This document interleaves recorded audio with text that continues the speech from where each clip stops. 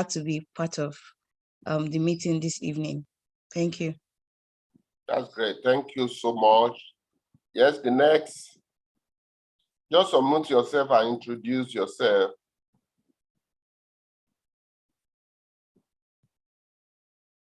To be part of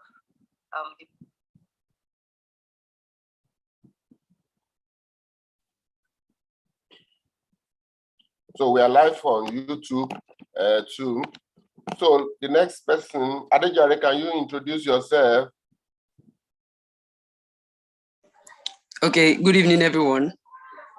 My name is Adejare Daniel Adekombi. I'm joining from Oyo State, Ibadan. I'm an animal scientist, and then I'm a digital marketer as well.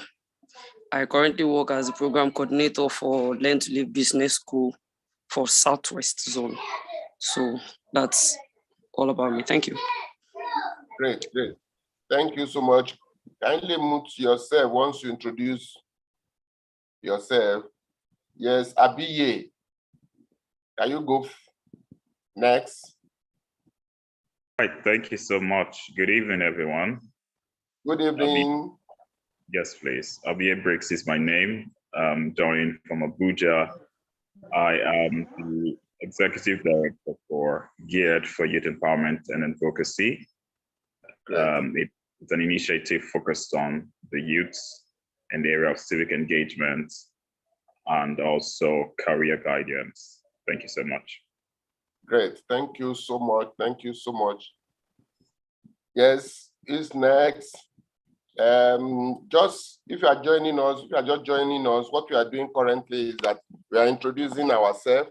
So you just unmute yourself, introduce yourself, your name, where you are joining us from, and probably what you are currently doing.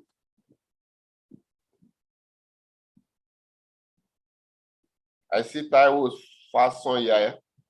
Can you go next? Then Ayla Bola next. Oh. So can you hear me? Yes, we can hear you. Okay, I'm Taiwo Fasonya. I'm joining from Lagos, Nigeria. And I'm a final year student of FUTA, that's Federal University of Technology, Akure, Nigeria. Great, great. Thank you for joining us. Wow. Yeah, thank you, sir. Thank you very much. Yes, Mr. Ayla Bola, go ahead. Good evening, everyone. My name is Ayla Bola Samuel. So I'm joining from Abeokuta. I'm working at International Center for Professional Development, Federal University of Agriculture, Abeokuta, as a system analyst. Great. Thank you so much. You're welcome, Thank sir. you so much. Thank you very much. Yes, Ade Ola Lajide. Good evening, everyone. My name is Adeola Olajide. I'm a graduate from the University of Ibadan and a serving corps member in Port Harcourt. I also manage All by Foods and Drinks. Thank you. Thank you very much, Adeola. I appreciate joining us. Great. Yes, we have Abraham Ibukunoluwa. Can you introduce yourself? Yeah, good evening, everyone. I'm Abraham Ibukunoluwa. Yes, I'm calling from Ibadan. Okay, I'm joining from Ibadan. I'm a master's student at the University of Ibadan. I'm into transcription too. I transcribe from video to text and audio to text. It's good to be here. Thank you very much. Great, great. Thank you for joining us and happy International Youth Day to everyone. I have also Matthew Ajayi. You are here to introduce yourself.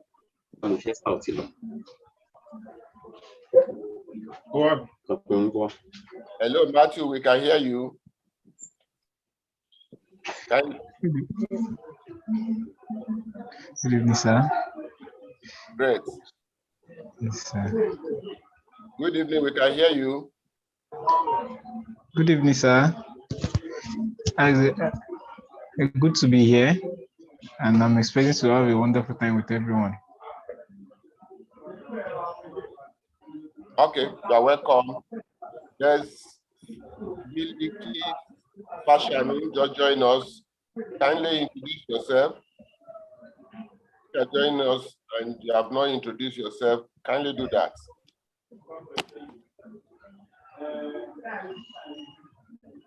Hello.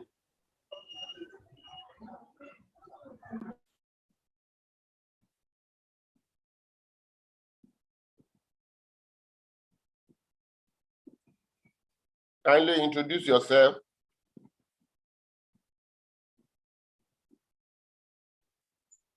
Good evening, all. Good evening. My name is Adeni Alayanchu. I'm Great. joining from Federal University of Agriculture, Abeokuta. Great. My prof. We are my prof. You are the special. You are the special. Today is for you. I will let everybody. Congratulations, sir. Congratulations, but I will not say much now.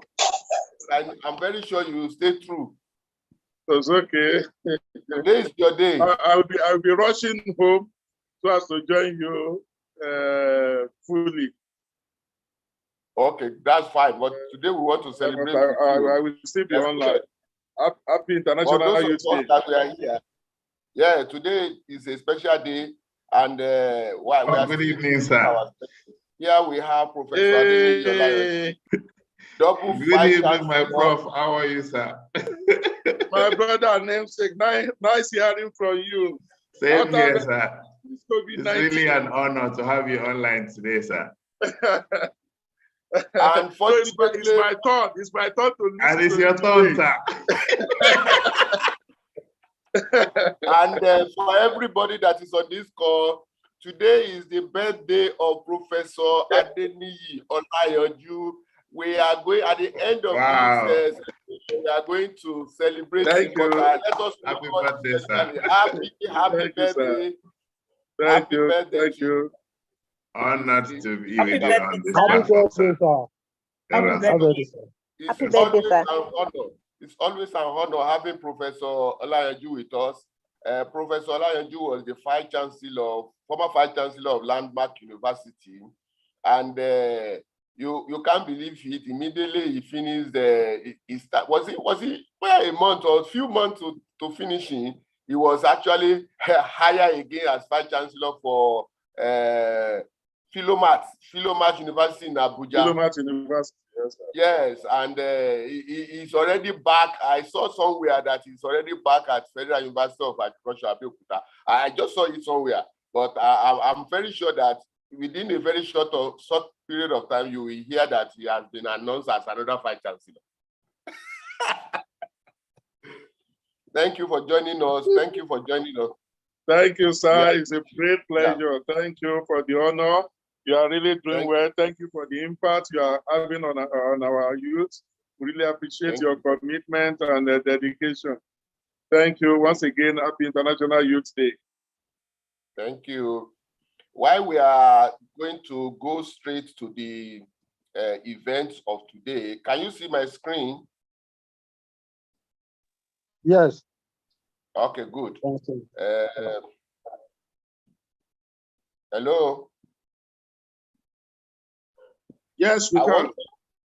Can you see it very well? I think I'm having challenge with my system here, but I believe you can see it. I want to especially welcome every one of us to this special event. And today is special because young people, they are the driver of everything in every country and in every continent. So celebrating International Day is very, very important. And I'm happy that you can join us tonight. And I want to briefly let you know that African Young Brain is a social enterprise, and our focus is actually on the youth. We search for the young one, we showcase the young one, and we try as much as possible to unveil brilliant young leaders and professionals of African descent. So we look forward to opportunity to work with individuals and corporate organizations who are actually interested in collaboration, who want to actually make sure they make impact in their own community. And we normally have monthly experience sharing sessions. We have quarterly and annual events also, like meetup, which we are planning for September. And then we have workshop, we have training, and we have boot camp in Nigeria. Actually, our vision is to serve as go-to social enterprise. And we want to be known as pioneers in identifying, in mentoring, in empowering disruptive young leaders and emerging professionals for the good of Africa. Our mission is to earnestly and consistently identify opportunities and create platforms that actually will bring young people together using our own available resources at our own disposal. Can you hear me? Can you hear me? Hello? We can hear you, sir. Great, Can hear you, great, sir. great.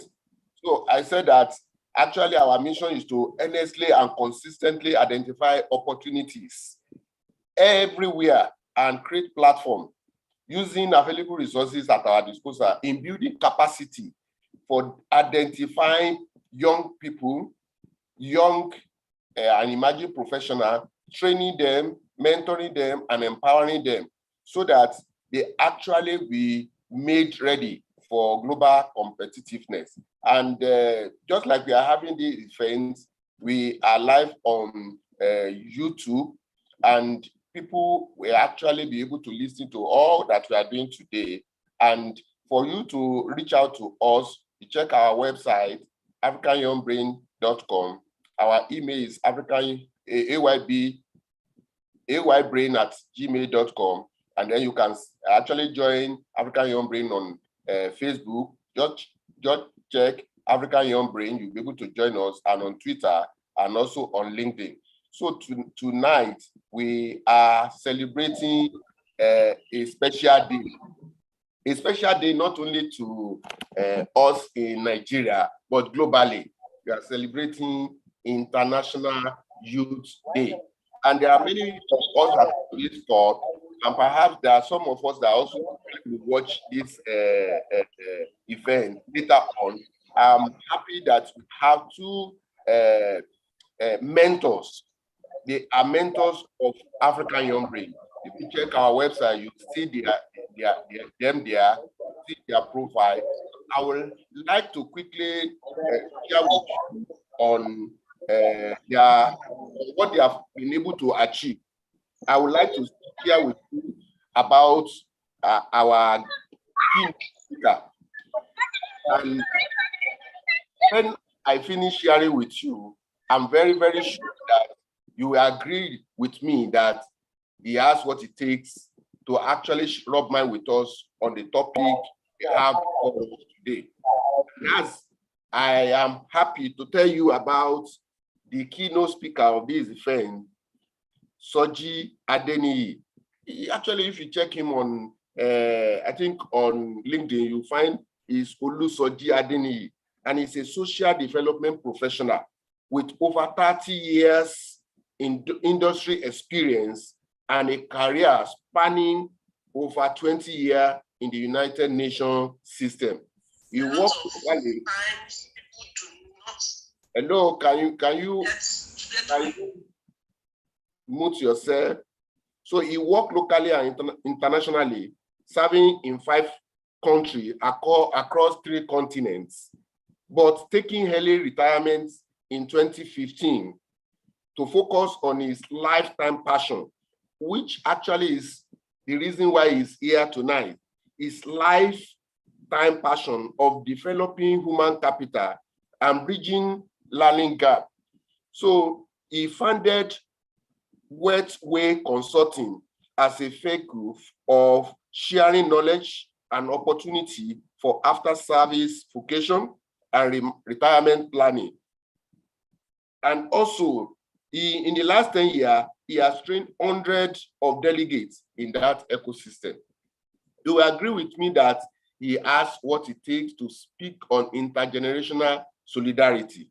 He sits on the board of several non-profit organizations and co-founded several other, including the Commonwealth African Initiative, African Young Brain, African 500 Initiative, Prime Trainer Africa, and Africa Back to Basic, among others. In fact, he is a trustee of Leaders for Leaders in African Foundation, and he has been actually involved in many things that has to do with young people. He is a lover of family, a lover of work, and a lover of God. And I'm happy to present to you today, Soji Adeniyi. Good evening. How are we? You unmute yourself and clap for him. Kindly unmute yourself. Good evening, everyone. I'm privileged to be among you. And I'm excited. I'm so excited to be sharing my thoughts with you this evening. Please confirm you can hear me. Yes, we can hear you live. Very, very clearly, sir. Excellent, excellent. Today I'm reaching you from Benin City, Nigeria. Wow. And I noted this down last 2 weeks when Femi asked me to be the keynote for this event. I was not sure where I would be, whether I would be back in Abuja or be in Lagos, but here I am in Benin City. And it's been a roller coaster in the last couple of days, also working with the state government here on the issue of youth empowerment, especially in the media and entertainment sector.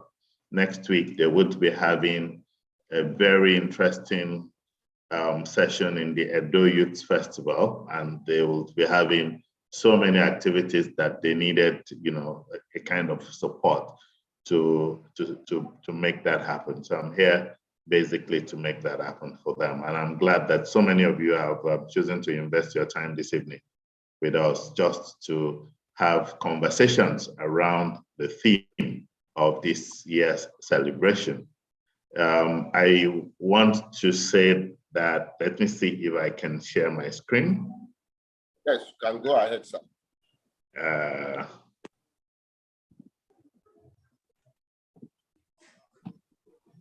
Yes, can you see my screen? Yes. Okay. Yes, you can. Okay, excellent. So basically, I titled it Creating a World Fit for All Ages, and it's an extract of the theme of this year's International Youth Day. For those of you who may not be aware, the International Youth Day actually started 22 years ago. This is the 22nd edition of it.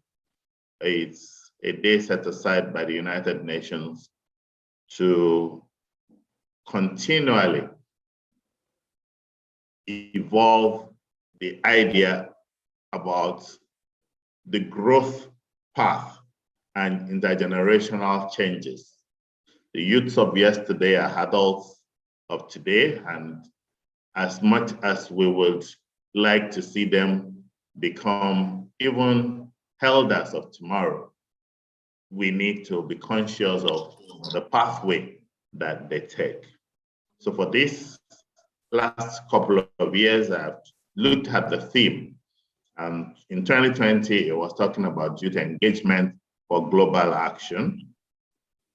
In 2021, it moves to transforming food systems, youth innovation for human and planetary health. You could see clearly that what it means is that the idea of youth engagement and how they would eventually, you know, engage in several other spaces, especially in production of food systems, in innovation, and in the planetary health. That means that healthy food systems that can transform. And then, of course, this year, it came on with the need for solidarity, intergenerational solidarity towards a world fit for all. So that's where we are. Let's examine the issues around creating a world that is fit for all.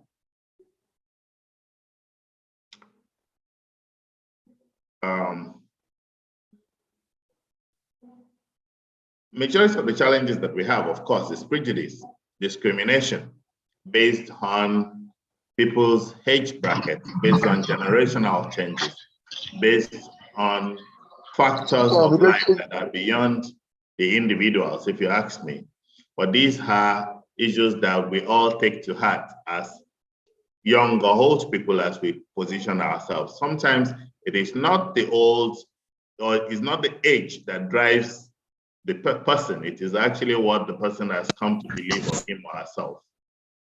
In some cases, you will hear people say age is only a number and that it does not matter if you don't mind. So basically, ageism talks about certain challenges that are associated with the imagination that our lives are dependent on the age in which we have. Of course, we know that growth means that we pass through biological processes of aging. But accepting it, engaging in it, and understanding the effects of how the aging process in itself takes place and how it can engage each and every cycle of life such that we can create a world that all of us will be happy irrespective of our biological evolution. So going forward, you would understand that ageism itself has three main dimensions. It is how we think, it is how we feel, and sometimes it is, importantly, how we act. And these three dimensions has to do with the stereotypes in our mind. What do we think about old people? Do we see them as expired people that are done and we don't have anything to want to do with them?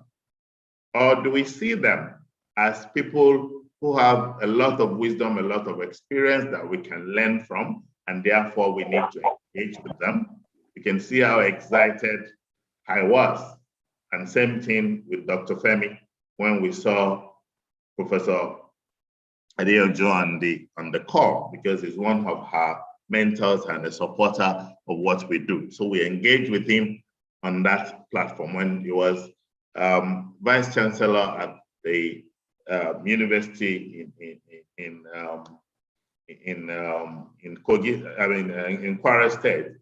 He threw open his doors for us to reach the youth in that landmark university. And if you go and check his track record in that space, you would know that he engaged not just the young brains that are there, but a mixture of everyone available to deliver the right result. So stereotypes are one major problem of how we think.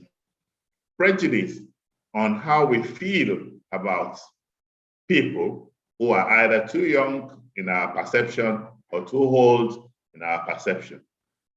Currently, Nigeria is at a stage where majority of the population are prejudiced on the age of leadership and followership. And in some cases, some people are throwing their hats in the ring to say, hey, don't we have young people in the house?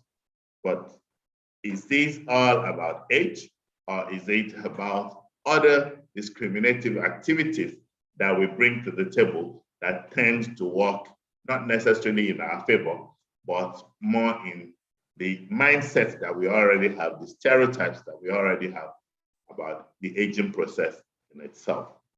So moving forward, there are different levels of ageism and different types. The first is the one we call the micro level, where it happens even to individuals, which is when a person internalizes the ageist belief and apply them to him or herself. I'm too young to get married. I am too old to play that game. At my age, why should I still be involved in this and that? It is the microsome of thinking that your own level of engagement is actually below your own self-capacity. That's the micro level. At the meso level, you have the social networks where there is interpersonal ageism, where people are actually looking at one another and wondering if this person actually belongs to this group. For instance, you may have people who are late bloomers and they have come into an environment and you are in a social gathering with them and you're wondering, this old man is dancing like this? Why is this man behaving like this? Those statements that you make are actually ageist in nature.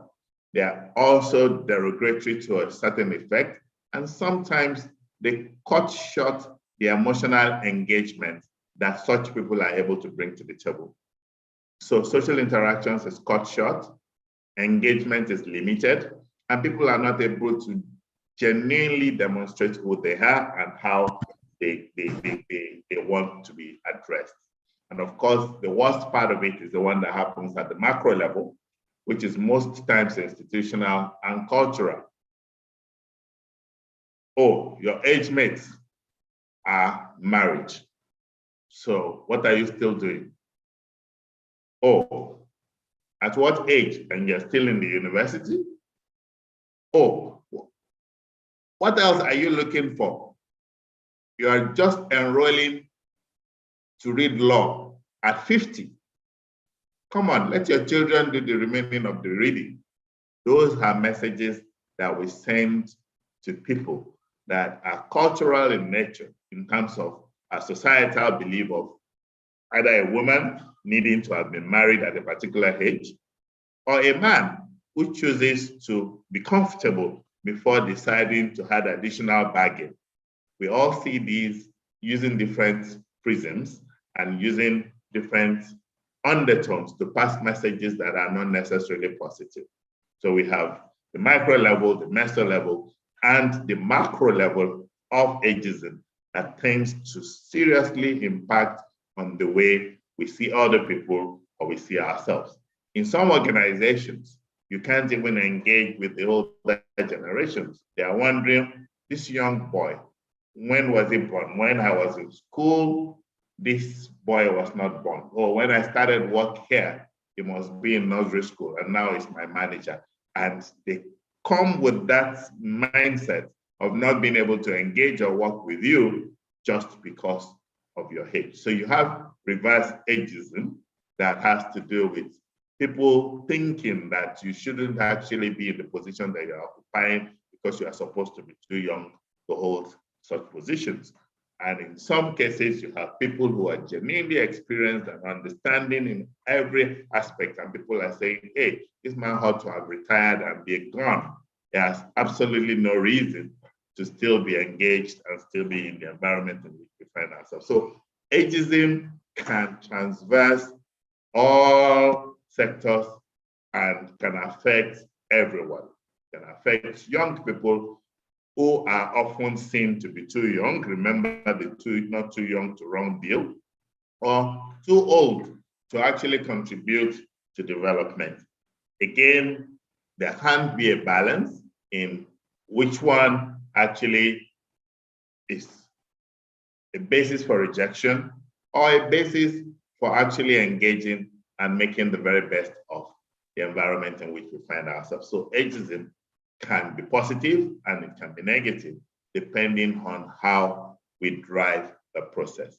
But it definitely does affect each and every one of us if we're not sensitive to what it takes. Remember in those days, even as a child, when certain things are withdrawn from you because of your age, and you feel so bad that why are people treating you like this? And they say you are too young to understand. And of course you do understand, because all you need is for them to explain to you.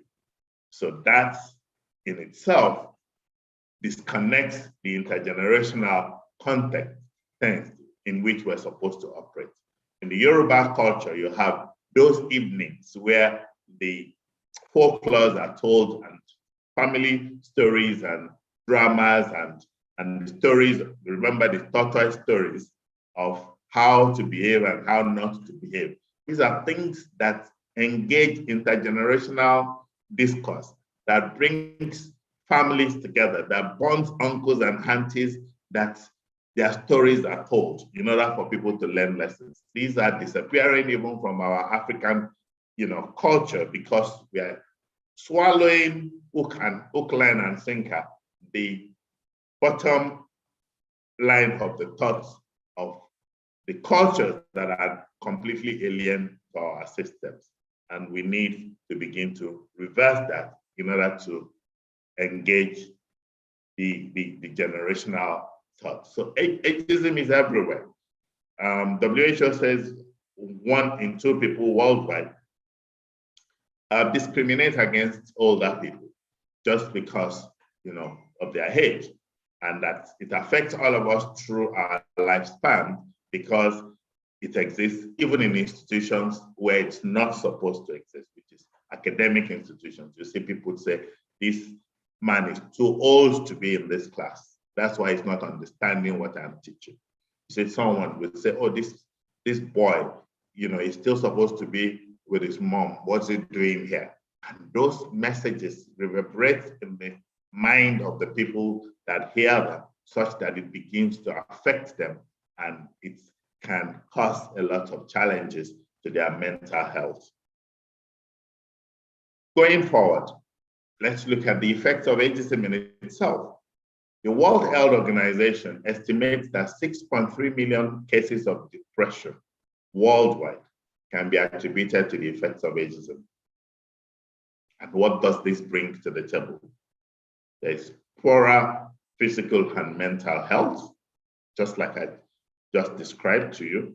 There's increased social isolation and loneliness because someone is expected to be in a particular age group and cannot be allowed to engage socially with an age group that is seen to be inappropriate for such engagement. Of course, because of this loneliness, because of their inability to do things that they are expected to do, it can lead to financial insecurity and instability, because they might not even be able to get jobs that could feed them or feed their family if they are late bloomers.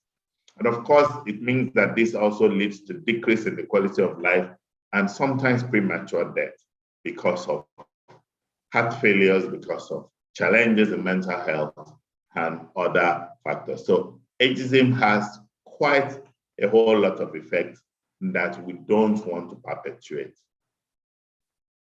But the good news is that ageism can be combated. We can say no to ageism. We can say yes to intergenerational conversations and solidarity and engagement. We can begin to look at those things that stopped us so far from being where we are supposed to be as Africans, as Nigerians, as Ghanaians, as Kenyans, anywhere that we find ourselves, by bringing back some of those key intergenerational engagements that we've always had, engaging with our siblings, engaging with their own children, telling them the stories of the family, bringing them to the reality that age is just a matter of numbers. It really does not matter once we take it out of our mind as a problem. So there are a few suggestions I'm going to add to the process of combating ageism. And the first would be policies and laws. The second would be educational activities. And of course, what the year's theme is, which is the intergenerational interventions. So in terms of law, of course, we all know, and I will bring us to the consciousness of the recently promulgated Not Too Young to Run bill, which allows the ages for elected officials to be dropped. But there's one thing to do a policy, there's one thing to do a law, there's another thing for it to actually be embraced by the people for which the law has been made, for which the policy has been made.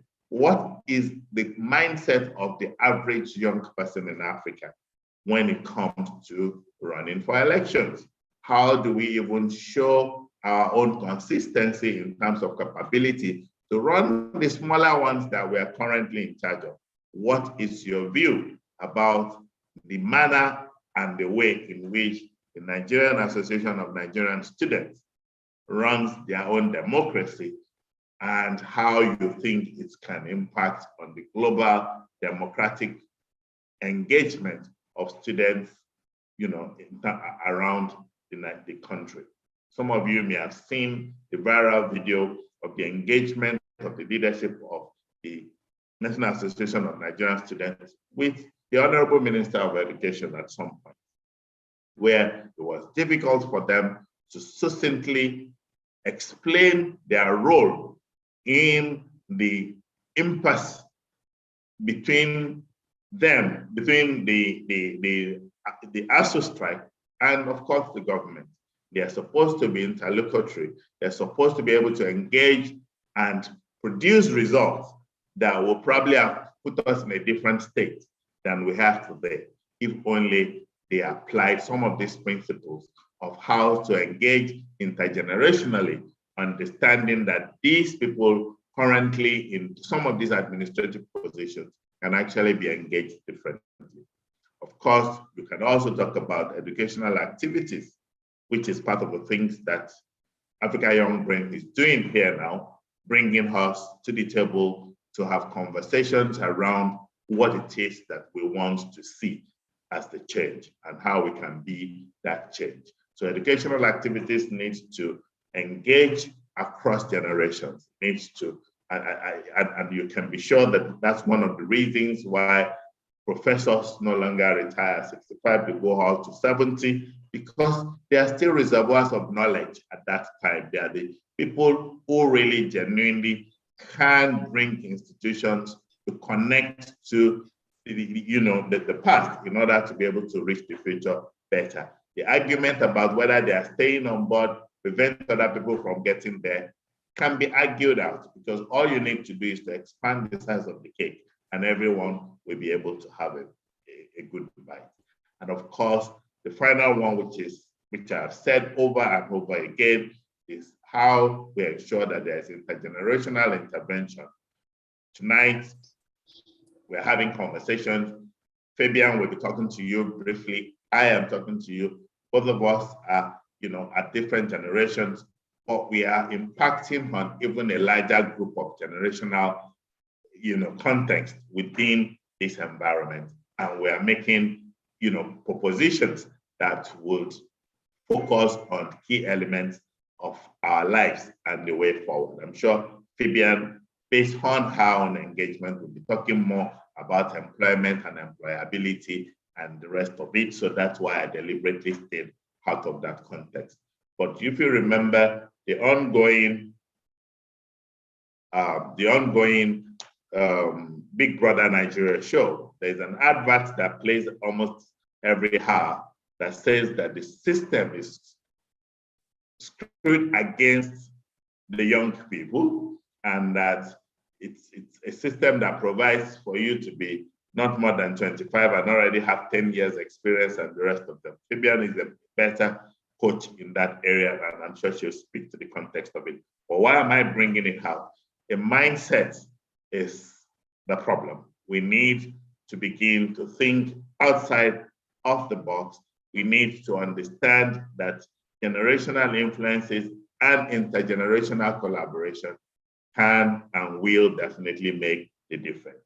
In conclusion, we must acknowledge that it is important not to undermine any one of us, whether young or old, because we all bring value to the table. And on this occasion of International Youth Day, and based on the 2022 theme, I see this as a bold call to action towards ensuring that the solidarity is not only when it is convenient, but it is something that should be an ongoing engagement. As Africans in particular, we need to go back and bring back those core values that our forefathers and our old and aged grandparents have left with us, that we are about to throw away. These days, even the language of transforming our consciousness has been lost to so-called modernization. We no longer speak languages that is able to communicate these values even to our children. And of course, because we've lost so much of that, we're in a generation that might soon become disconnected with the realities of Africa. That's where I conclude today. And I challenge each and every one of us to turn a new leaf, begin to see everyone in the society on the basis of the content and the value that they bring to the table, rather than the numbers indicated by their age. Thank you, and God bless you. Wow, wow. Let's put our hands together for the keynote speaker. That's been very, very wonderful. Unmute yourself. I think I need to bring the key points for us to understand. He started by making us to understand the disparity in the way people see age, and that we need to create a world where we all can be happy. There is need for us to focus on that.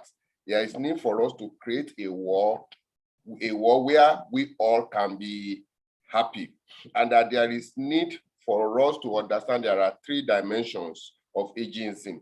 We have those that think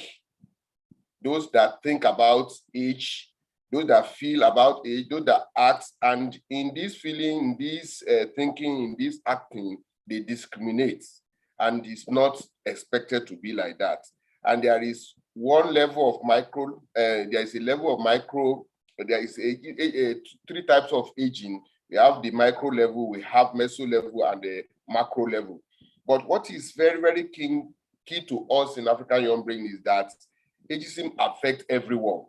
Discrimination on age basis affects everyone. And there is need for us to understand very, very, very well that it could lead to depression. When you discriminate based on age, it could lead to depression. It could lead to physical and mental health. And it could also lead even to financial insecurity.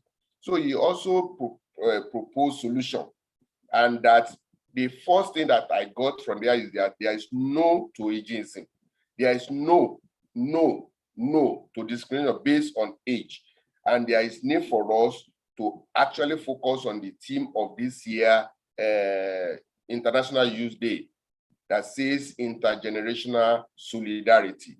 There is need for us to pay attention to policies and law that has been put in place to ensure that we solve the problem of discrimination as a result of age. And also the need for us to focus and do more on enlightenment, on education. And it's very, very important for you to pay attention that that's why we are here together, so that we can enlighten ourselves, we can open our mind, and then also for us to see that there are areas of intergenerational intervention. And I believe that we will take that one further, even outside this discussion. There is one thing that I also got from him, the need for us to change our mindset. Our mindset must be dealt with, and not only for the young one, for everyone. The mindset of everyone must be changed, because that's the problem. And then finally, he made us to understand that we should never undermine anyone. Don't undermine somebody that is probably above you in terms of age or below you. Never undermine.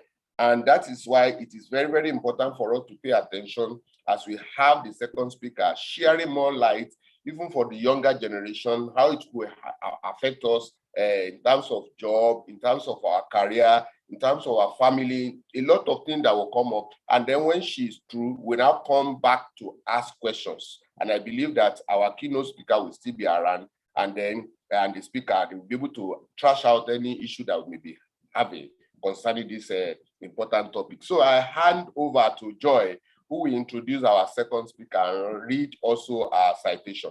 Joy, are you there? Yes, I am. I'm overwhelmed and really excited with this session. Thank you so much, sir. All right, so we'll be going on to the next session now. We have the next speaker who will be speaking to us after I introduce her, Mrs. Phoebe Amusa. I hope I pronounced that well. Yeah. Okay. Yeah.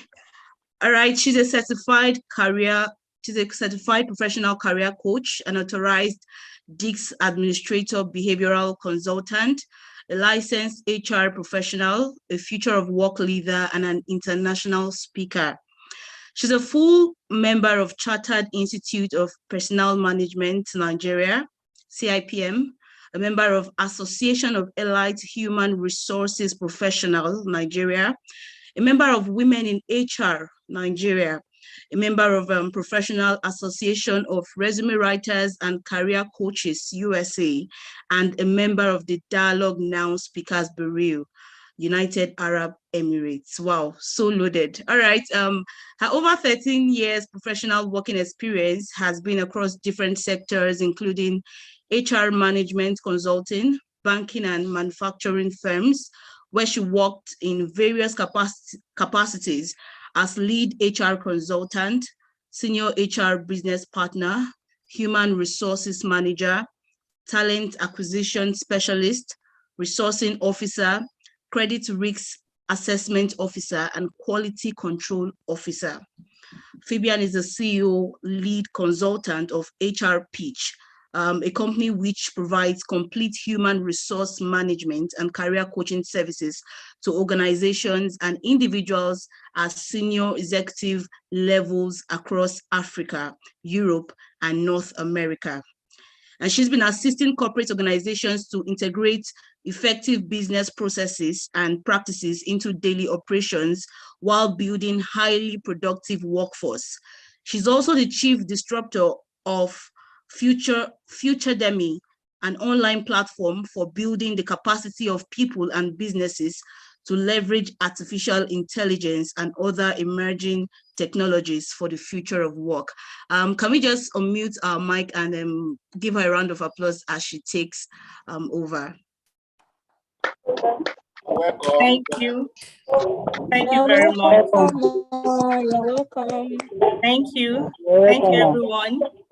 Thank you. It's a pleasure to be here. Dr. Femi, thank you. I want to say thank you to our keynote speaker, Professor Jadini. Thank you, Professor. Nice meeting you, sir. Thank you for being here and thank you for the opportunity. I will share my screen now. Yes, you can. Can go ahead. Okay.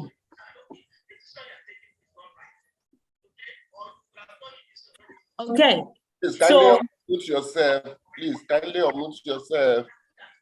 Mute yourself. Everyone should mute. Please kindly mute yourself rather. Okay. So, like I said, I will be taking us on intergenerational solidarity, which is the topic for the year, and I'm sure that something like this is ongoing all over the world, and everyone is talking about how do we create a world for all ages? How do we ensure no one is left behind? Because we could see some minority group that are underrepresented and being left behind and are being discriminated against. So this is about how do we create a world for everyone, that everyone will thrive. Okay, so I'll make this as interactive as possible. And if you have any question, you can please note them down and we'll take it after the session. Okay, so when we talk about the African youth, I want to bring to our knowledge current statistics about what is going on in Africa and what is going to be happening in the next couple of years. According to ILO, this International Labour Organization, so within the next 10 years, some 375 million young people will become of working age in Africa. This was postulated in 2017, and it says in 15 years, but now that we're in 2022, it makes it in 10 years' time. The whole world now is shifting focus to, to Africa, to sub-Saharan Africa, and trying to see how do we harness the strength of Africa? How do we leverage this demographic potential that Africa has? because Africa had been, predicted and seen as the driver of the future of work for the entire world. So as we are of African descent, I'm saying that we are lucky and we are fortunate to be part of history in terms of the people that will be driving the future of work, the people that will be making the world better. So it now depends on how I'm seeing myself in this bigger picture and how you are seeing yourself in this bigger picture. But I tell you that Africa, by 2050, nearly 1 in 3 people, 3 young people in the world will be living in sub-Saharan Africa. So somebody is saying that by 2050, at least one in 3 people will be from Africa or be living in Africa. So what does this mean? There is a potential in Africa. Africans are full of potential. How am I using this potential? How are you using this potential? So this is what this is all about. I just want you to remember something, that in the next 10 years, 375 million young people will become of working age. There is going to be an astronomical growth in young population in Africa. So how are you positioned? So when we are talking about intergenerational, we are talking about, let's look at different generations and see how we can bring these generations together, because we've seen the divide, we've seen the gap. So how do we bring these generations together? Most especially, I'm talking more about Africa because I know this is African Young Brain. So I'm bringing it to our doorstep. I'm bringing it,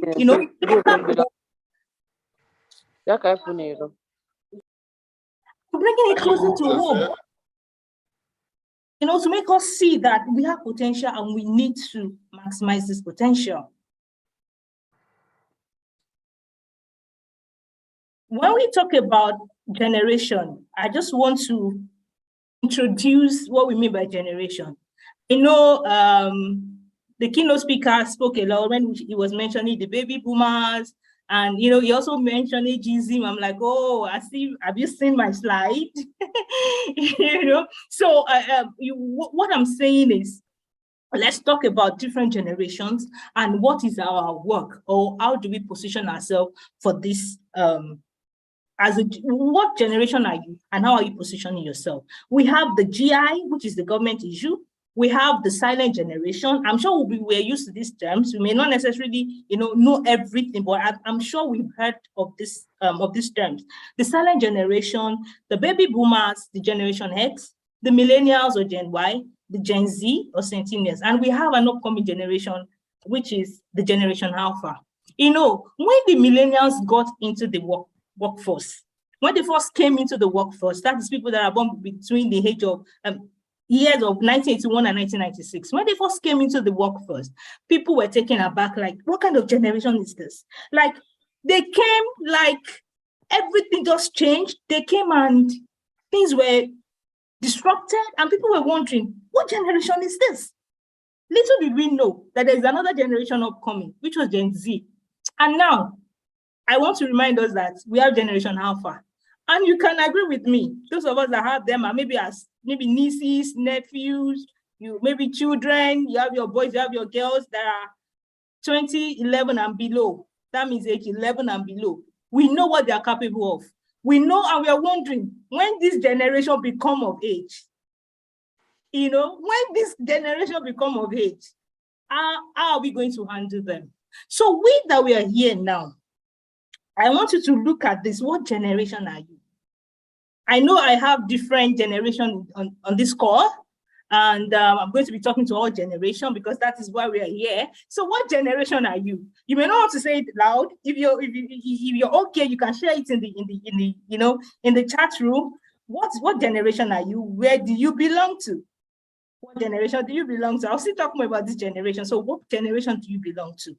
For the government issue, this is the generation that was actually drafted to war. When it was World War II, they were drafted to war. The silent generation, they were brought up during the war, and the baby boomers were people that when the war, at the end of the war, the people that have been drafted to war, they came back The younger ones came back and they started having families. So there were a lot of children, and they call them baby boomers because they were like booming babies. Babies were, that's why they are baby. Then the generation X, generation that they could not be defined.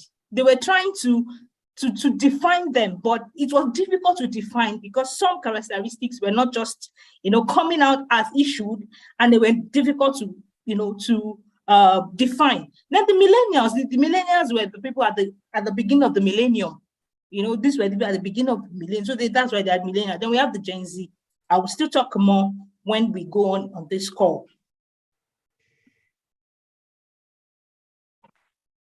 Okay, so now in the workplace, why am I saying this? Why am I taking the time to talk about this? Because I want to lay a foundation before I build on it.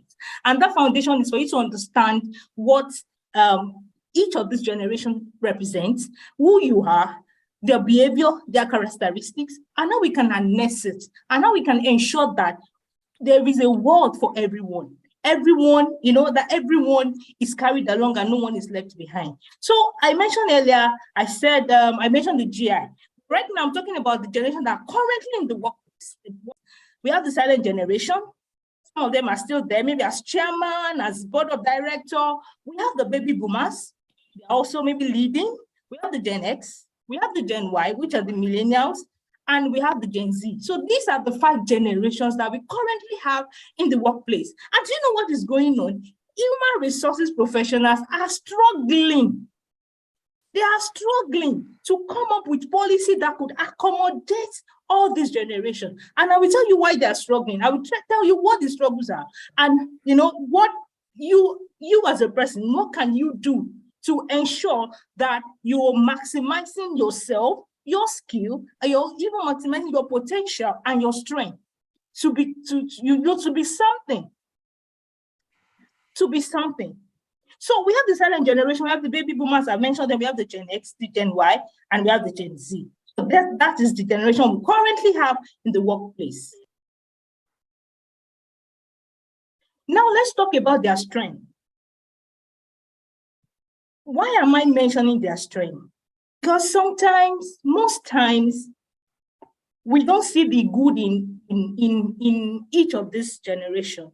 Because this generation have different needs, they have different demands, and because of that, we have used that to stereotype and to bring about discrimination when it comes to dealing or relating with each of this generation. Now let's look at the baby boomers, which are the active generations in the workplace. The baby boomers, who are they? The baby boomers are the kind of people that will be working for one organization for 20 years, one organization for 15 years. Now tell me, how many millennials, how many Gen Z we want to be in an organization for 15 years? It's because we are made differently. We are what? We are made differently. So the characteristics of these people who are baby boomers is different from the characteristics of people who are Gen Z. So if we have that knowledge, we can celebrate diversity. If we have that knowledge, we can accommodate people. There's something we call cultural intelligence. There's something we call diversity and inclusion. If we have that at the back of our minds, that people are different, and so we will have, a big art to accommodate everyone and know how to relate with each of this generation, to bring out the best in them, and to even leverage on their strength to become whoever, or to ensure that maybe business goals are being achieved, or to ensure that things are going on smoothly.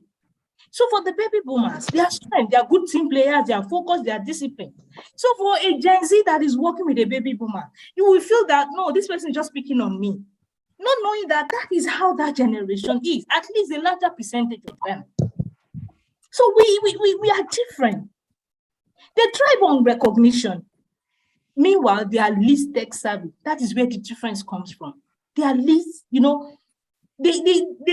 not, they are the digital, we call them the digital nomads. They've been around before the advent of technology. So some of them still struggle with technology, but that do not mean that they don't know what they're doing. It doesn't mean that you can't, they can't give you advice, because I've seen a lot of some younger ones, wanting to challenge the older ones. I was at a session, I think about maybe 2 years ago, a year or 2 years ago, and it was a session on employability. And one guy stood up and was asking me questions, was challenging me. He said, "Oh, you're also a recruiter, and when it comes to recruiting, you people will be asking for 15 years working experience, and we are just coming out of school. We don't have a chance because you're asking for 15 years experience." He was just venting and venting, and I looked at him. I'm like, okay.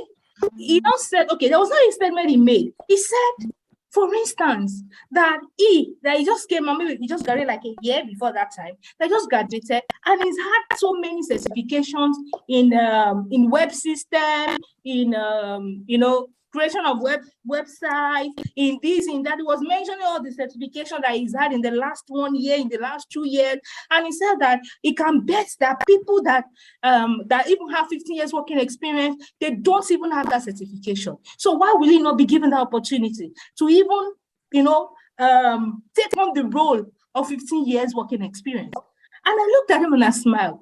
I said, yes, I won't undermine the fact that there are some organizations that are discriminatory when it comes to maybe age or something, and when employing new hire.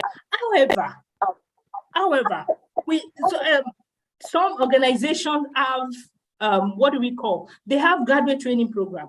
So there is a graduate training program. We have entry level, job opportunity. We have mid-level job opportunity, and you have people that are in the C-suite job opportunity. And I asked him, I said, okay, so you think all the certifications that you have can be compared with somebody with a 15-year working experience? He said, yes, that you have the certification and all that. And I told him, I said, see, there is something that comes with experience that you cannot buy. You cannot buy experience. You can't buy experience of a 15-year, someone that has 15 years working experience. You can't buy it with a certification. Yes, certification is good. I'm a career coach. I advise people, get certification. However, experience matters. And I said something in Yoruba. Apologies to my non-Yoruba speaking people. I said, what does that mean? You can have all the wealth until I'm more wealthier than maybe somebody older. However, the experience the person had, even experience with poverty, experience with wealth, you cannot quantify it. I want us to know, one of us to know our place. What do I mean?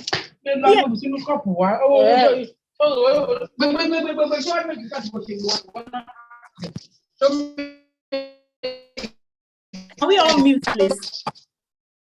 So I was saying that experience, you can't wish away experience. And we've seen this happen in workplace.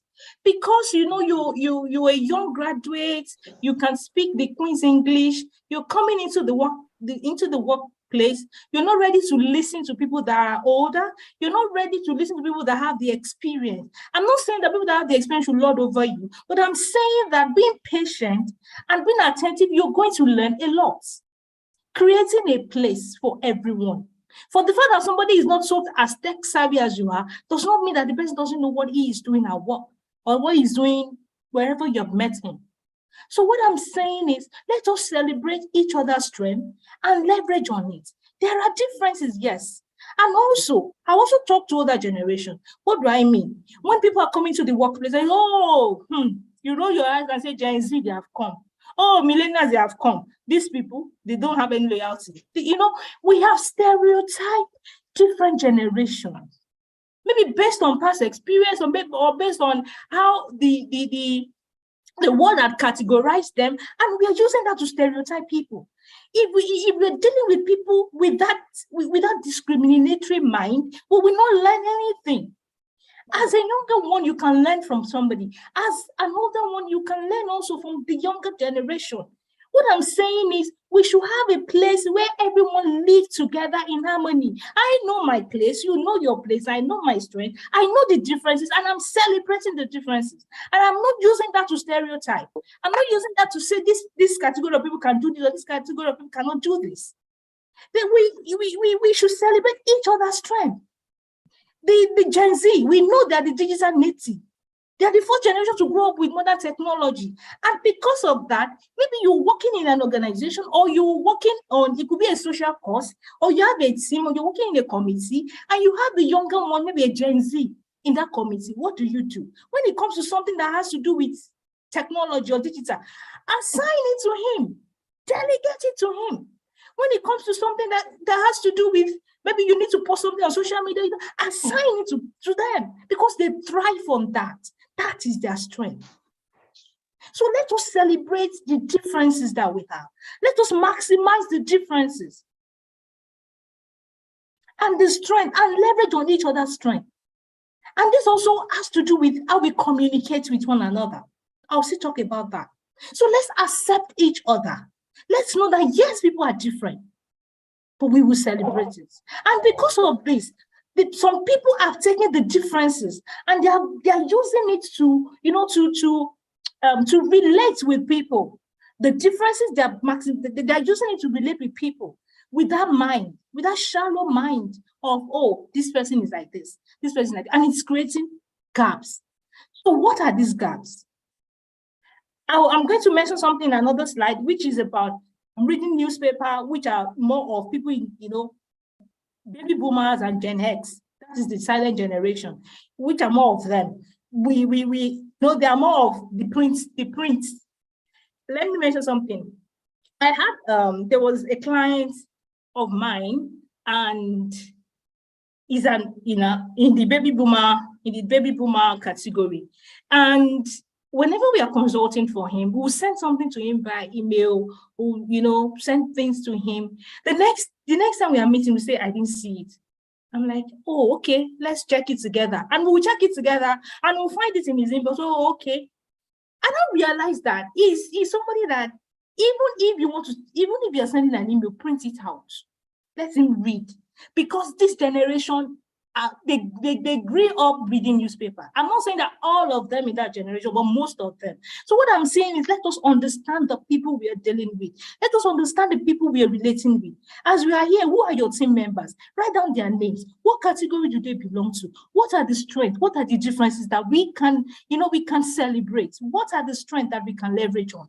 That is how you can maximize potentials. That is how you can learn from others.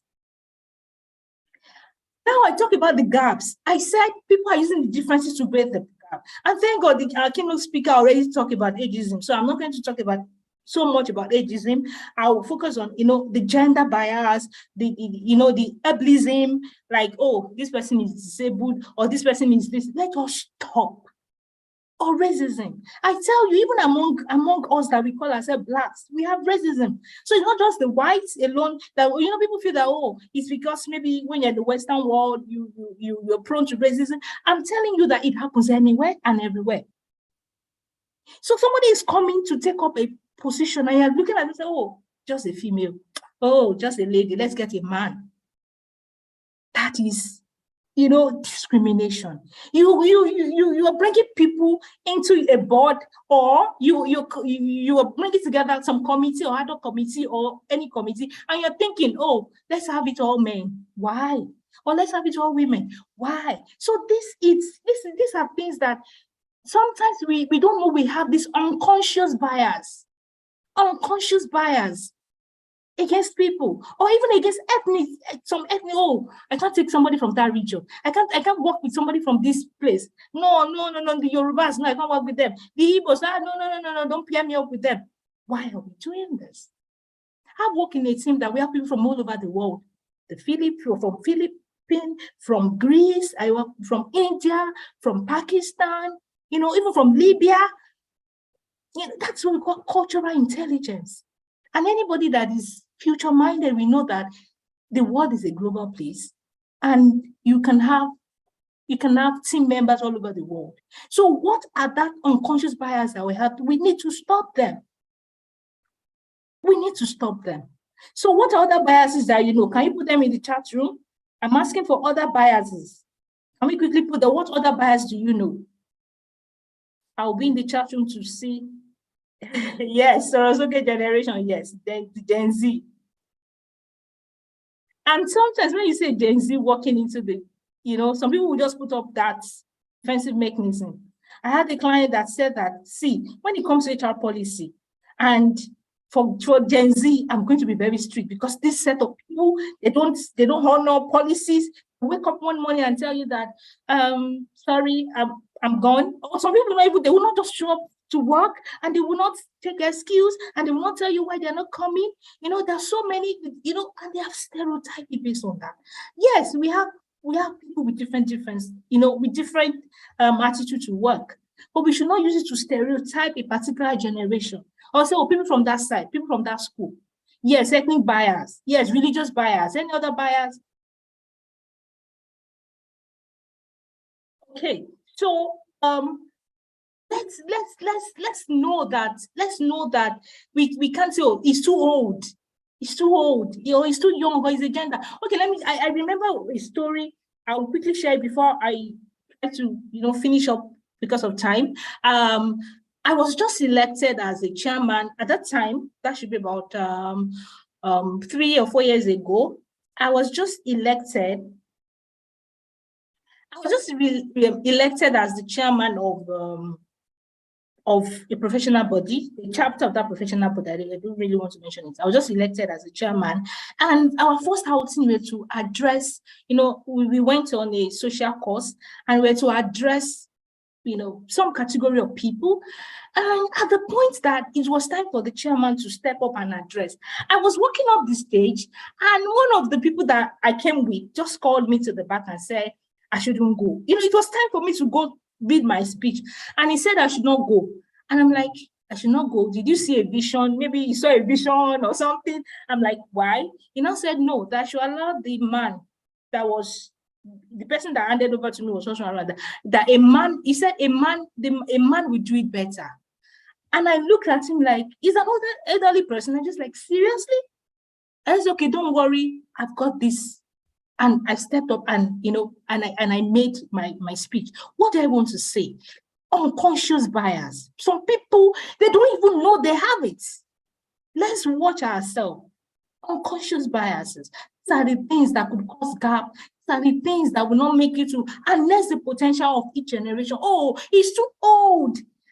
Thank God, Mr. Soji already mentioned it. He's too old. He can't do it. He's too young. How can you give it to this young girl? No. He can't do it. Let's be conscious of all these biases that we don't even know exist. Strength. It's outside. For strength. I'll be rounding up with this. So for strength, how do we now harness? I've talked about how people are using the differences to discriminate. I know there are so many other, so many other biases, but I mentioned that, and thank God that we already came up with some during the, at the chat. Now for strength, how do we now harness the potential? How do we learn? So I'll be talking about how we learn from other generations, how we create a world for all ages. What is in it for me? What is in it for you? Let's talk about mentoring. This is one of the ways you can learn from older generation. And reverse mentoring is a way older generation can learn from the younger ones. When we talk about mentoring, it is not just it's not a fad. Oh, I have a mentor.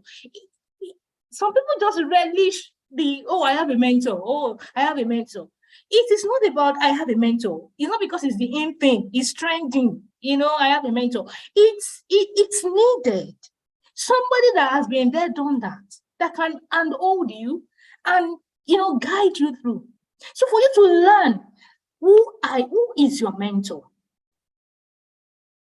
And for older ones, I mentioned it before that they are the digital nomads. They're not digital natives. So you can learn from the younger ones. Oh, you come here. Come on. You can even do it jokingly. How do you? I've seen older ones do that. Come and tell me, how do I install this? And they are patient enough to learn. They are patient enough to hear. That is reverse mentoring.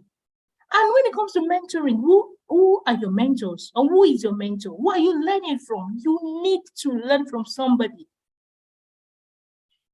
I read something that said that people that are meant to be learning from somebody are now becoming, they are the ones that want to now, like a trainee is now becoming a trainer. Yes, it's possible, but everybody needs a mentor.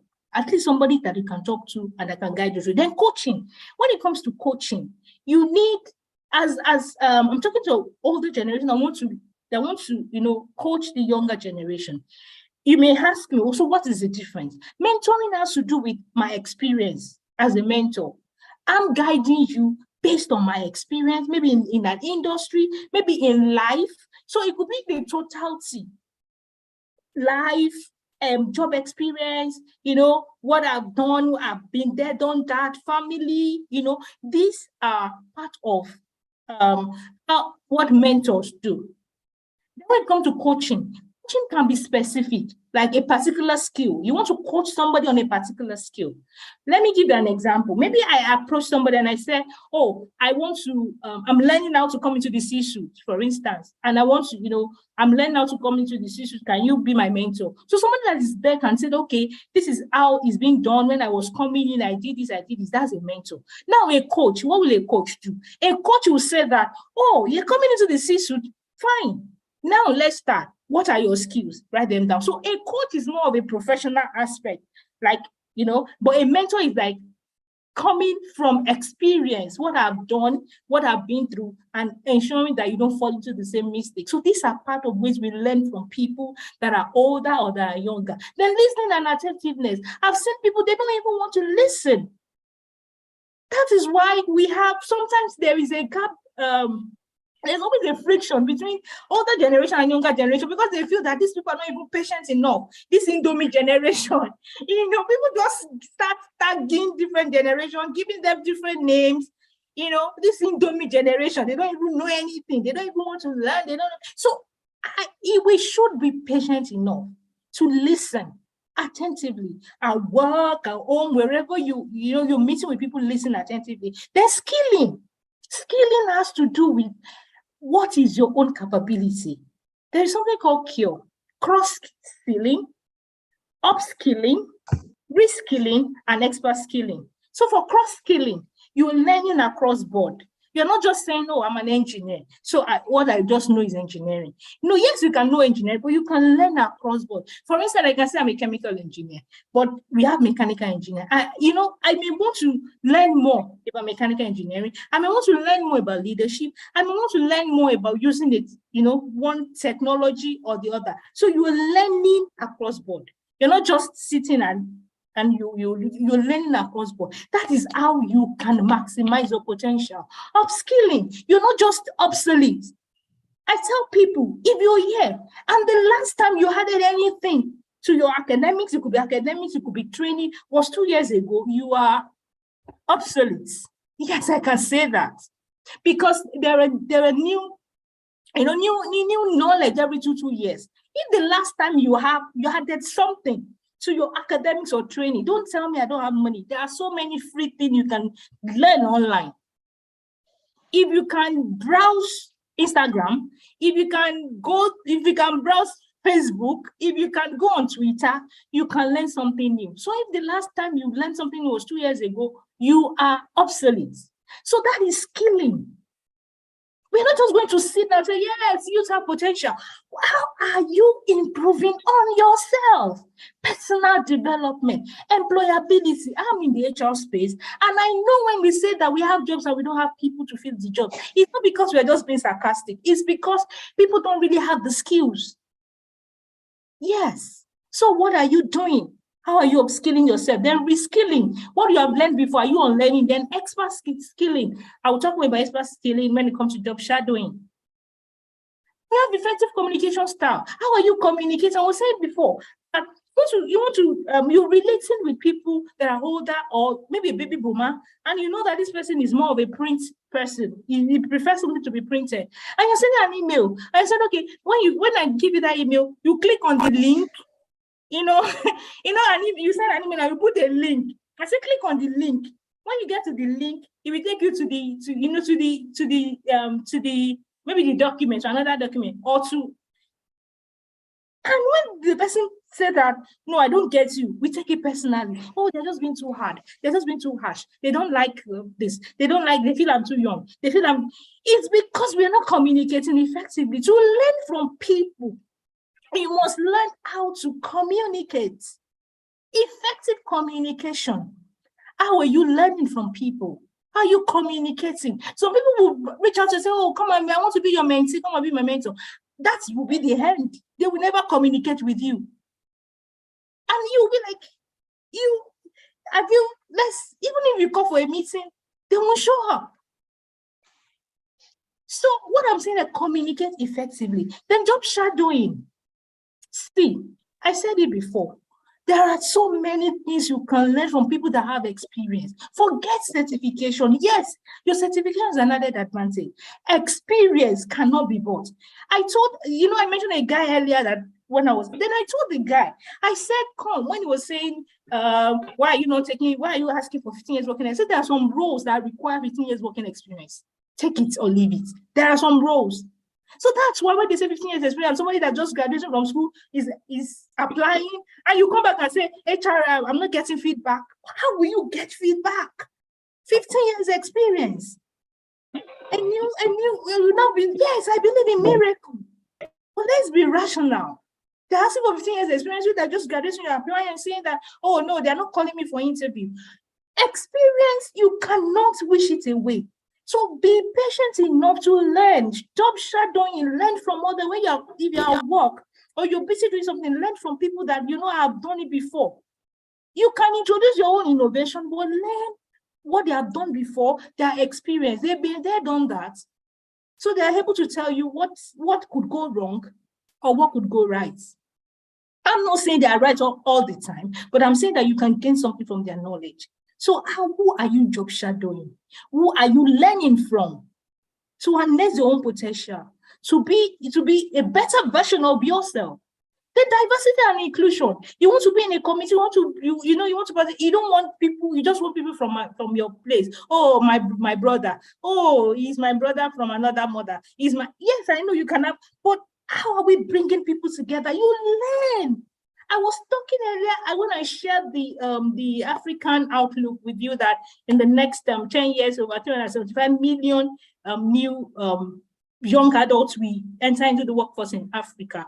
So diversity, diverse knowledge. You can learn from different culture. And when you're learning, and they need somebody to come add, maybe a section or do something, they look for somebody that has experience in managing people from different cultures. Then networking. How are you networking with people? Oh, I'm an introvert. Yes, you're an introvert. Thank God you're an introvert. But sometimes you need to get out of that, can I say, introvertness, and meet people. You meet people online, thank God we are almost out of COVID and things are being relaxed. You meet people offline. These are ways you can learn. Time will not permit me to say more, but these are ways you can learn. We need to harness our potential. We need to open up our mind. And this will also increase our creativity. Thank you.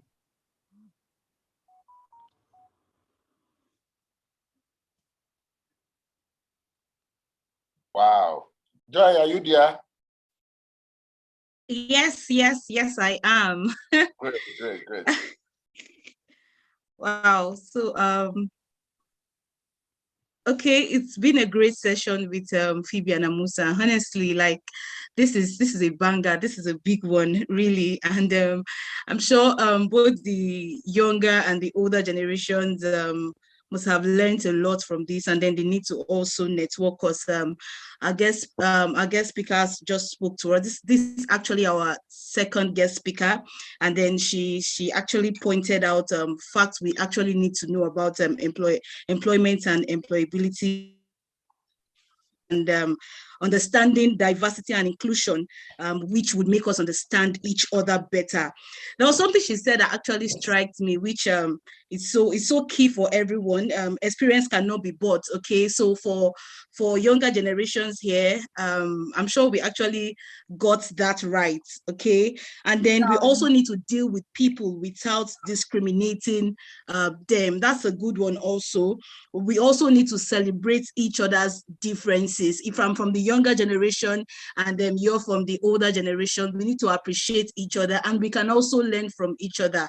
That was amazing. And then she highlighted the need to put an end to unconscious bias in workplace and all as that. And then there was something she said about cultural sensitivity. She said, if we are future-minded, we would understand that the world is a global space. So we need to be cultural sensitive, because right now, some people actually do not do the full-time office work. Some people actually work from home. And some people actually work, we have people who work in the global space. You're in Nigeria, but you're working in the US online, okay? So she pointed the need for us to be cultural sensitive. Our great speaker also talked about mentoring. And then she pointed the need to learn across board, not just with the fact that I'm a journalist, I should learn everything that just has to do with communication. I can actually do more than that, which is actually a very good one. And then towards the end of our presentation, she pointed the need for networking, and then thank God for a great platform as this, African Young Brains, where we can come together and have discussions as this.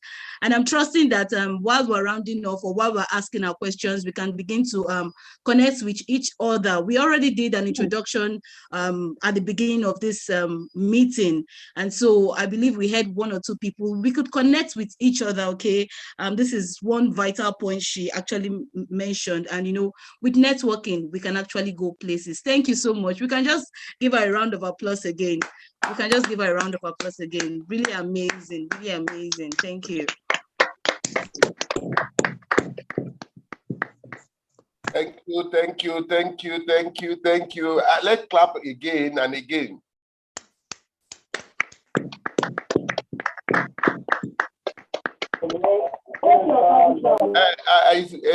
It's a great pleasure to quickly recognize some people here. Unfortunately enough for us, we have, I think she has dropped off. We have former Deputy Governor of Lagos State. She joined us in this call. That is Mrs. Sarah Soson of Lagos State. Let's put our hands together. I think you must have seen the chat box. She made comments. Yes. So she dropped the chat. I'm very, very happy.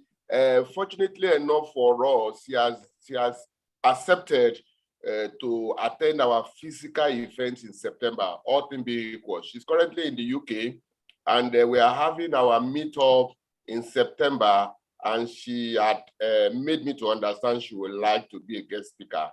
And today she attended it. So we have former Deputy Governor of Lagos State attended this event tonight. It's a great privilege. And also here with us, we have Professor Fola Fakonle. Prof will say one or two things. I'm very, very sure. Professor Fola, she's part of our mentor. You check our website, and she's the chairman of Leaders for Leaders in African Foundation, of which we co-founded together. So I'm happy, Prof. I wish we can. I hope you are not in the theater or something like that. Prof is she's always busy. Prof, are you there? Good evening, everybody. Good evening. So nice to be here. Thank you. The last speaker, I must say thank you very much. He spoke so passionately. I looked at myself. I belong to the generation of baby boomers. Am I?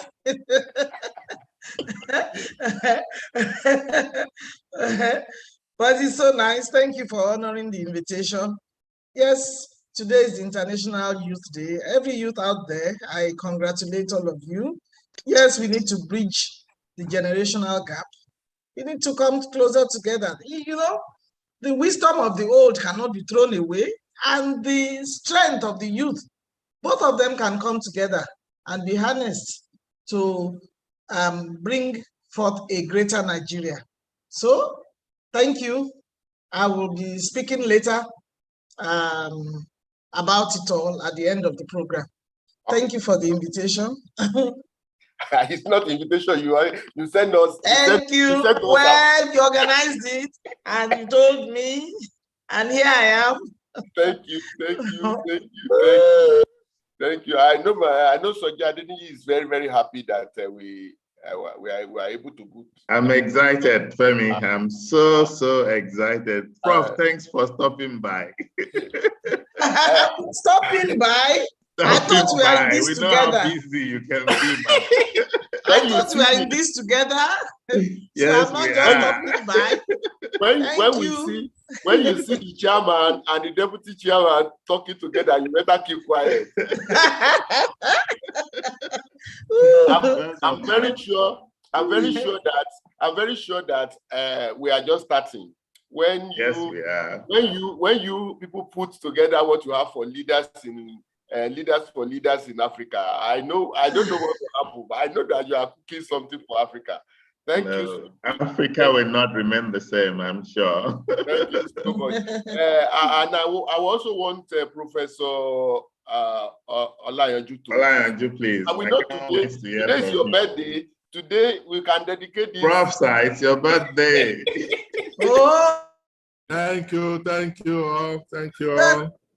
To you. Thank happy you. Birthday, happy birthday. Happy birthday.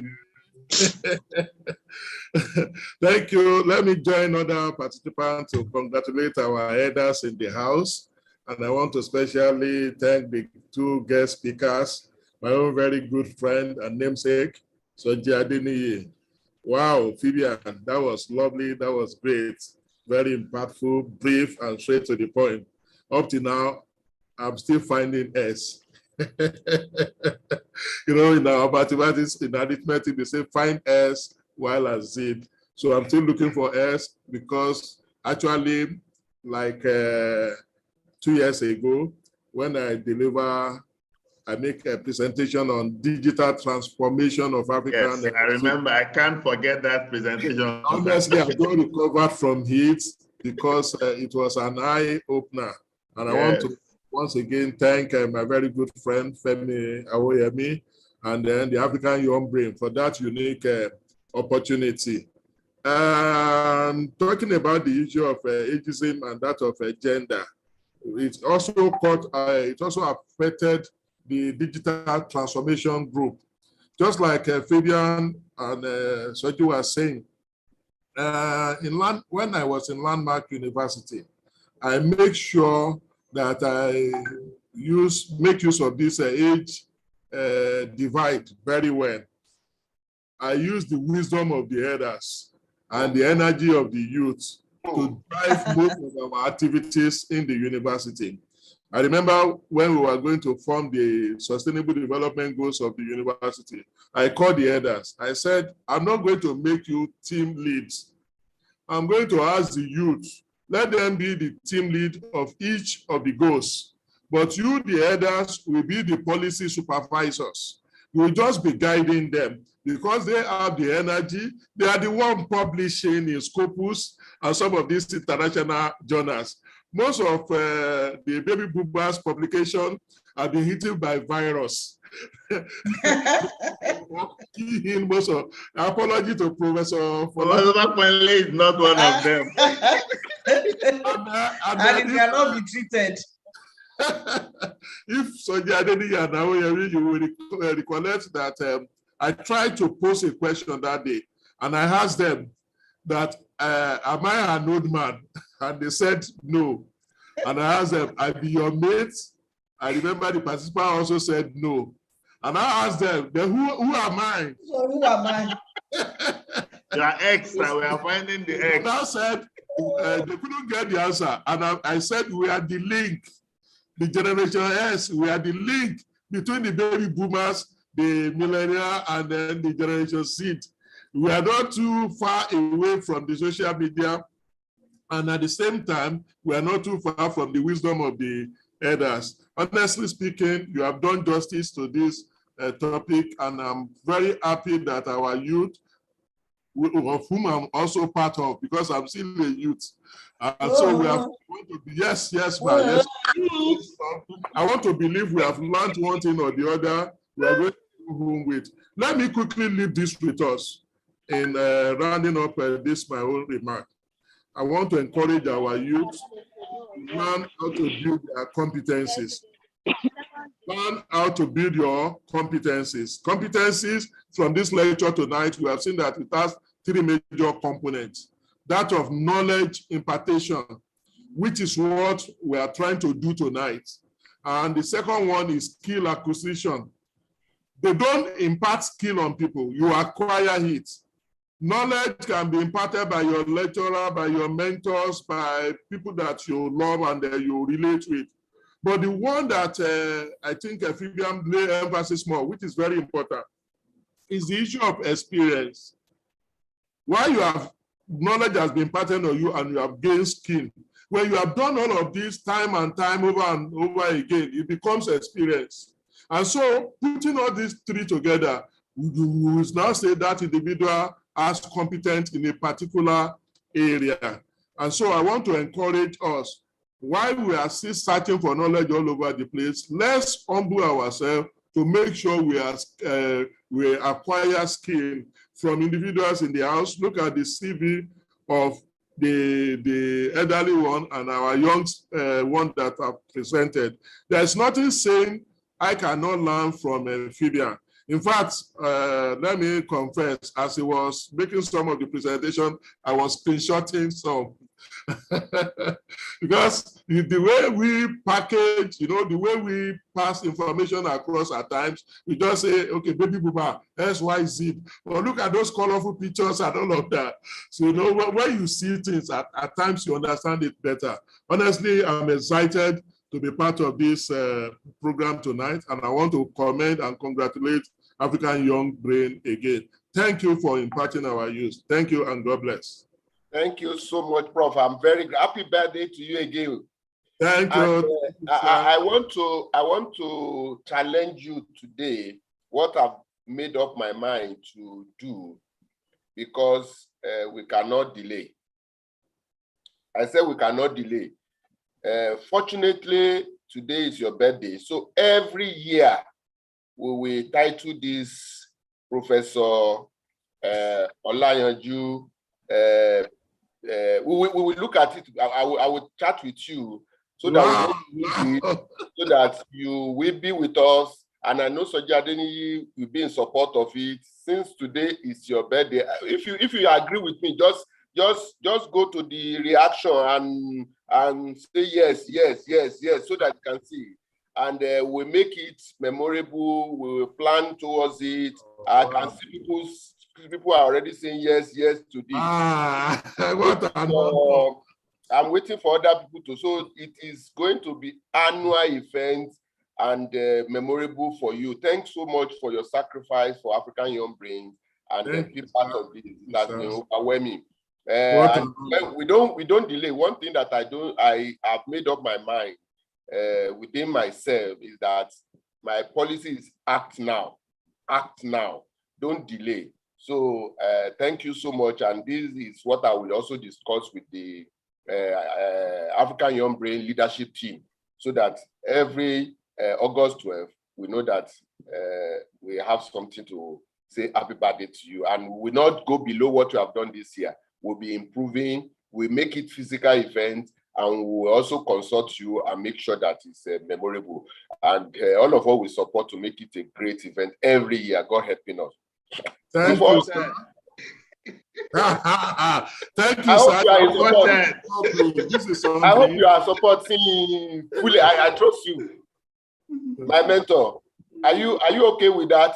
Supported 100%. Thank you so much. Thank you so much. Now I want namaste. Since we are talking of color, that's the birthday. Thank you so much. I'm very honored. I really appreciate this. I didn't see this. I didn't see it coming. But honestly speaking, one thing that have helped me is this trying to get. I was the one time dean of students at the Federal University of Agriculture, Abeokuta. We have the open door policy. We were just enjoying ourselves. In fact, when the appointment of Landmark University came as vice chancellor, I went to meet the VC. I said, no, I'm not going to take this appointment because I was just enjoying myself among the students who were just coming in with different things. That is my passion when it comes to youth development. But Landmark University also gave me another opportunity, and a Philomath that I also helped to pioneer for just 1 year. I gave me another opportunity to see what Fabian was telling us. You see, most of us, we are not patient with this young one. But because, for example, I have them at home here. In fact, my daughter sat me down and asked me, Daddy, what is it? What is your goal for your future? Can you imagine? Can you beat that? And you see, if I was supposed to be the real baby boomer or Gen X, I would have shouted that down. But I started explaining and answering, and he said, no, you need to do this. I said, even after being two vice chancellors of, after being VC of two universities, she's still asking me, and that is it. It's called re-mentoring. And so I'm also, she's mentoring me in that regard. So we are mentoring.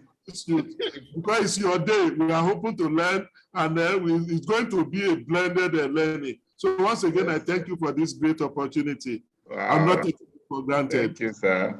Thank you so much. Now I want to introduce to you, as the manner of my life, I have my mentor, another mentor in the house. I'm so shocked, I'm surprised.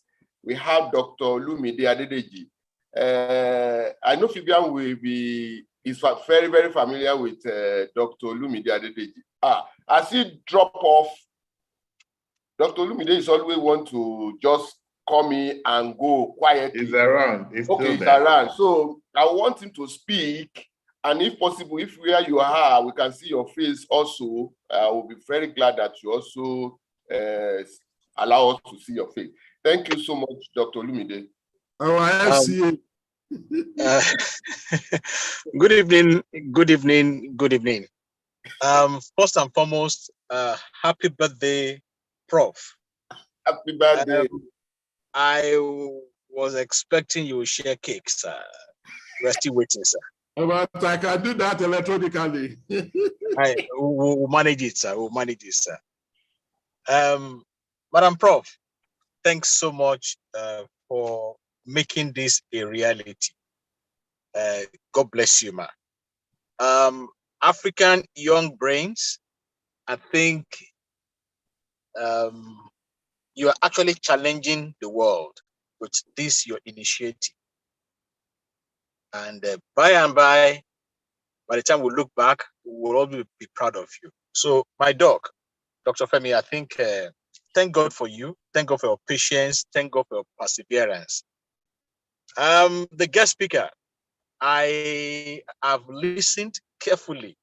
Our mentor, that's our elder, Sir Soji Adeniyi.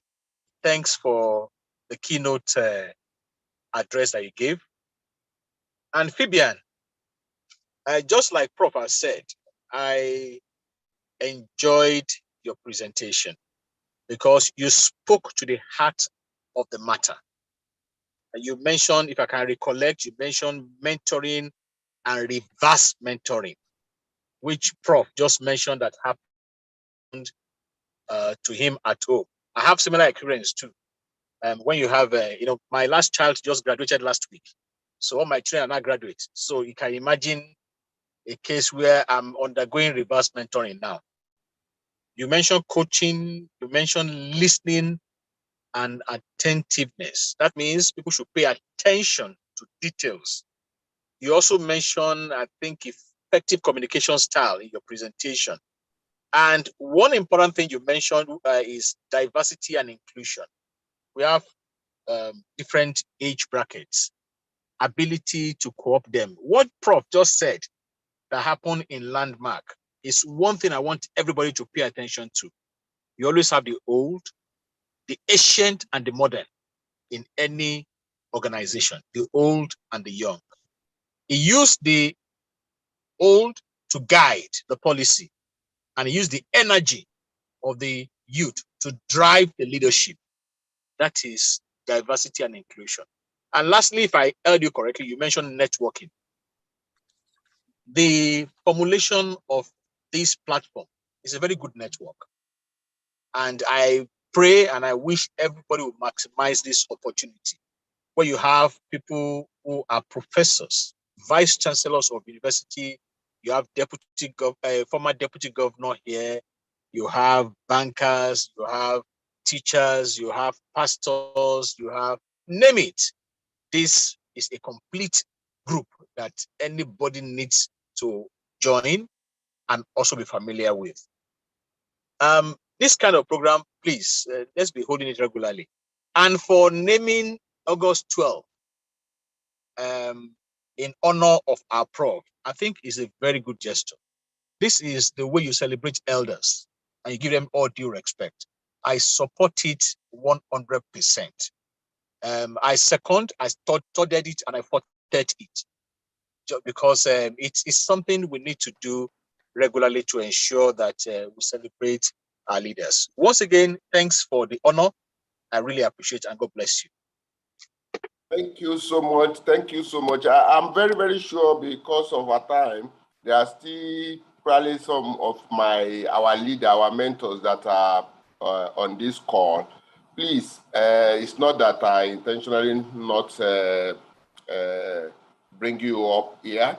So if you are there, you can unmute yourself and just introduce yourself. Or if any of our leaders, if you identify anyone, please just help me out. It's not just that I want to ignore anyone. It has been a wonderful time. And there are many people that actually want to mentor our young ones. And I need your help. I think I should open my mind and ask for help. It is not abnormal. Is it abnormal? Hello? No, it's not. No, it's not. It's not. No. Great. So it's normal, sir. We are having our meetup in September. The budget is almost between 3 and 5 million because we want to make it a physical event.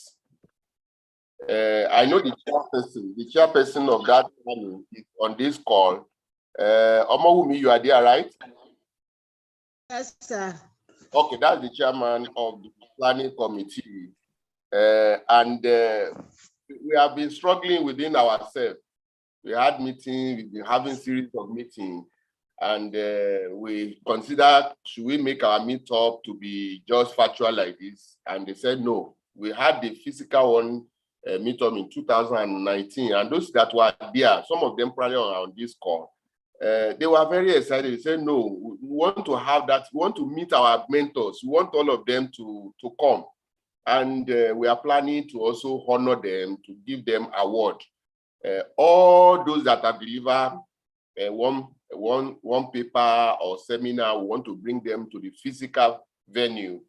And we are looking at IITA, we are looking at Ilaji Resource Center, and we are looking at UI Ibadan, and especially that's where we narrow down so that it is central. And it's September 16th. I think, let me allow you to speak just for a few minutes. Go ahead, unmute yourself and talk. Just appeal to us. I'm also included. So we're appealing to our mentors, our leaders, our fathers and mothers there, that they should please attend our meetup in September 16th. So we are looking forward to see them and their supporters. Well, thank you, sir. Great. We are starting that meetup on September 16, that's Friday, arrival. Saturday will be full day. Some people probably will want to leave on Saturday evening. Then those people that will stay till Sunday will be there. So it's going to be residential. We need your support. Whatever you just come to your mind, suggestion, the way we should hold it, just chat me up, and then we'll be able to, if we need to change the date, we are open to suggestions so as to make it a reality. This event is actually not meant for that purpose, but it's not good for me to just keep quiet when my team are suffering and they are looking at me and say, why can't you bring it out and let's also help us? So I think we have tried, Abby. Thank you very much, sir. That's why you are leading. Thank you so much. I'm very, very grateful. So on this particular note, I want to say a big thank you to Soji Adeniyi. It has been a very long journey. You have been very consistent. You dreamt of Femi Awoyomi being like this more than probably 30 years when I was just nobody. You stood and said, yes, you can do it. And God has really helped you to nurture, to be there. Within a short period of notice, you are already there. If I just call like this, you pick it anytime. So I'm very, very, very grateful. And I thank Dr. Olumide. Thank you so much, Phoebe Amuson. We have also stayed for a very long time together. And I'm very, very, very honored. You were my first HR in Standard Chartered Bank. You recruited me. I remember very well when we met and you smiled, the same smile you are smiling, you say, wow. And since then, we have been together, you know everything, and you can, if they mention Femi Awoyomi, you say, no, yes, I can. Don't worry, if there is any issue. Thank you so much for that support. It has been a very fruitful journey. It has been a very, very fruitful journey. And I pray that God will help us. My Professor Adeniyi, Lionju, I'm saying like this, Bosa, because you know that one very well as a dean of students. We know we go to a very long journey together. We still have a long way to go. God bless you greatly. For all my mentee, my mentor, those Professor Fola, Fakonle, my chairman. Hey.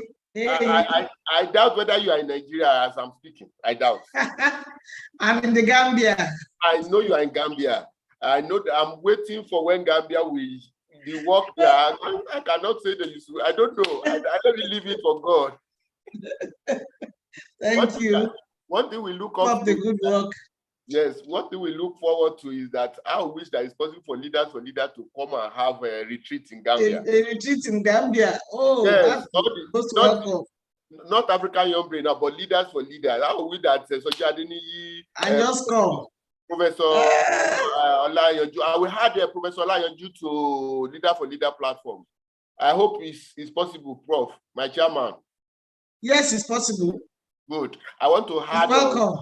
I know that. Marvelously well. Thank you, sir. Thank you, ma. Yes, we started Leaders for Leaders almost 6 years ago, 7 years ago, and we have been on that platform cooking. And when the whole world will hear of Leaders for Leaders in African Foundation, Leaders for Leaders in African Foundation, it will be bigger than what you can imagine.